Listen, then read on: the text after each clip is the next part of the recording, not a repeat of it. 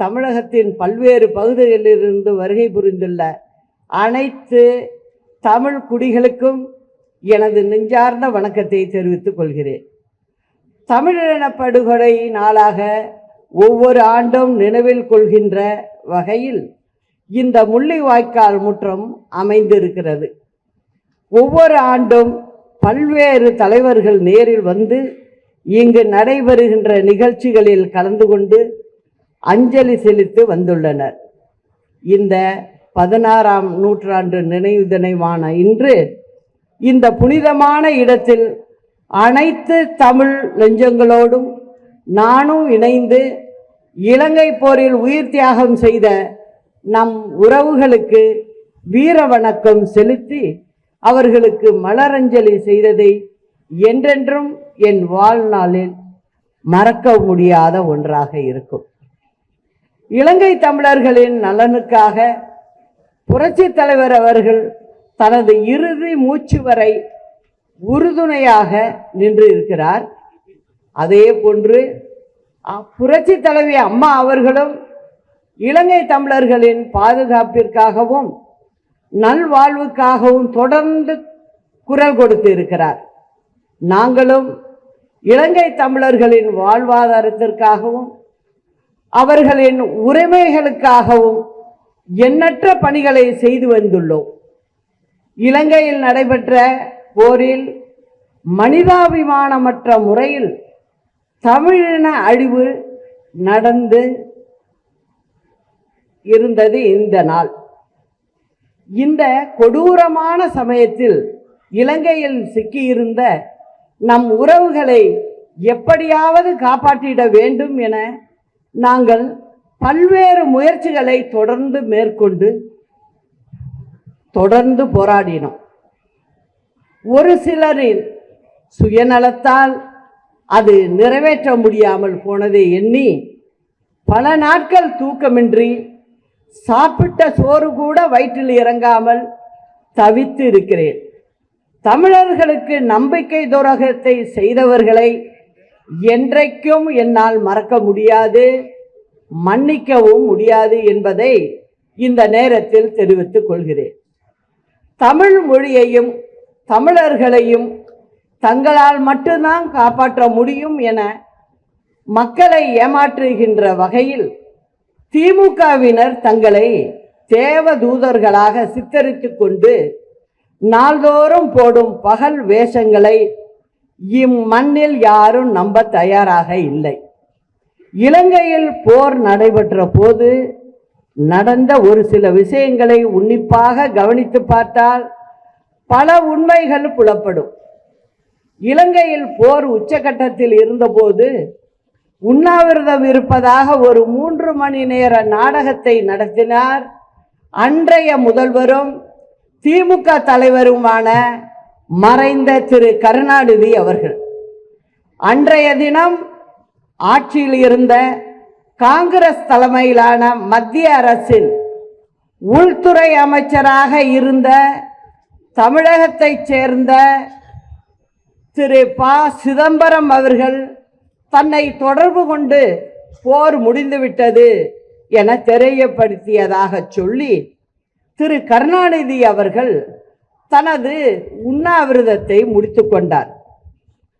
திரு கருணாநிதி அவர்களின் பேச்சை நம்பி இலங்கையில் போர் முடிவுக்கு வந்ததாக நினைத்து பதுங்குகுழியில் ஒளிந்து இருந்து தங்கள் உயிரை கையில் பிடித்து கொண்டு இருந்த நம் உறவுகள் வெளியே வந்தனர். ஆனால் அதன் பிறகுதான் பயங்கர தாக்குதல் நடந்தது. இலங்கையில் திட்டமிட்டபடி தமிழீழ பேரிழவை நடத்தி முடித்தனர். கச்சத்தீவு இந்தியாவிற்கே சொந்தமானது.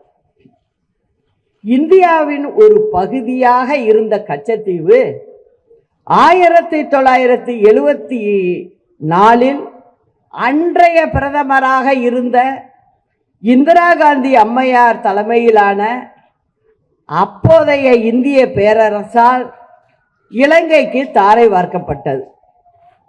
அப்போது தமிழகத்தின் முதலமைச்சராக இருந்தவர் மறைந்த திரு கருணாநிதி அவர்கள்தான்.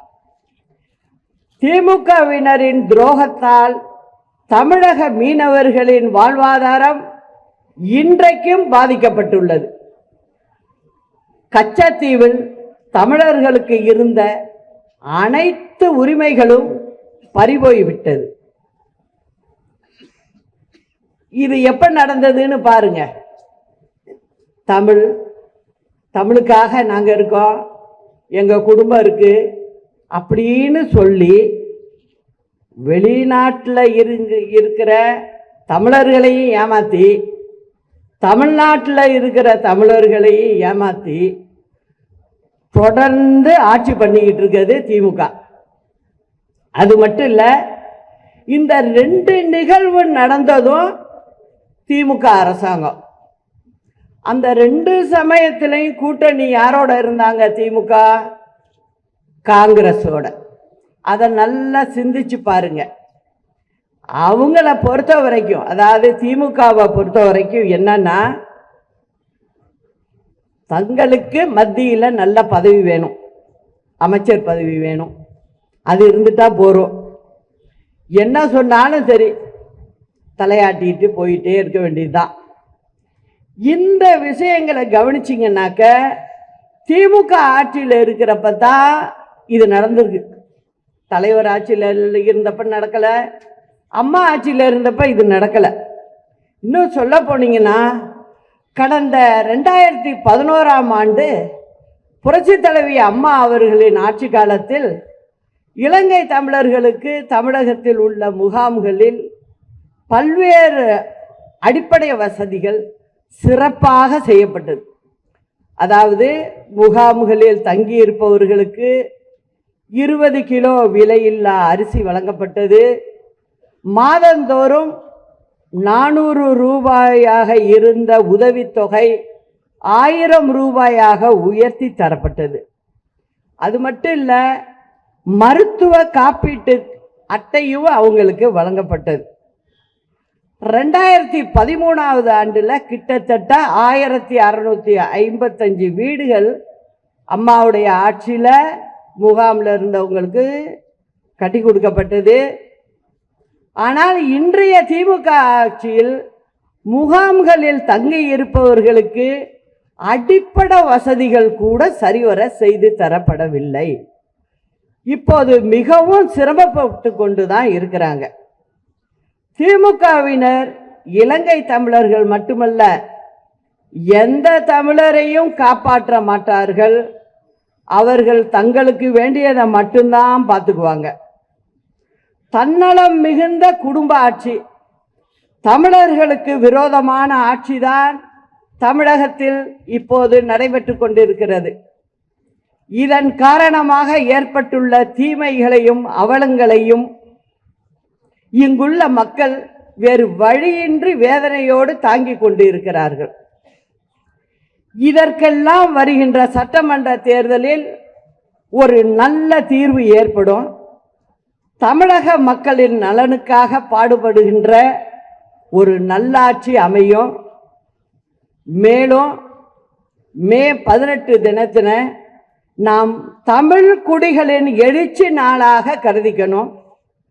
அதனை கருத்தில் கொண்டு பல்வேறு இனங்களாகவும் சாதியாகவும் குடிகளாகவும் பிரிந்து கிடக்கும் நாம் அனைவரும் ஒன்றிணைந்து தமிழின் வளர்ச்சிக்காகவும் தமிழ்நாட்டின் உரிமைகளுக்காகவும் போராடி நல் ஆட்சியினை அமைக்க பாடுபட வேண்டும் என்பதையும் சொல்லி, புரட்சி தலைவர் மற்றும் புரட்சி தலைவி அம்மா ஆகியோரின் பொற்கால ஆட்சியின் தொடர்ச்சியாக ஒரு மக்களாட்சியாக அது அமையும்.